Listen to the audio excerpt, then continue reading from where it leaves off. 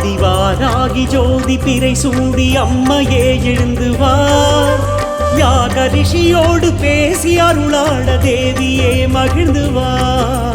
கலப்பை மூனை கொண்டு மனப்பை முழுகின்ற சிறப்பை நான் சொல்லவா.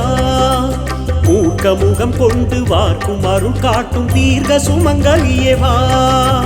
ஆதிவாராகி ஜோதி பிறை சூடி அம்மையே எழுந்து வா. தேவியே மகிழ்ந்து வா.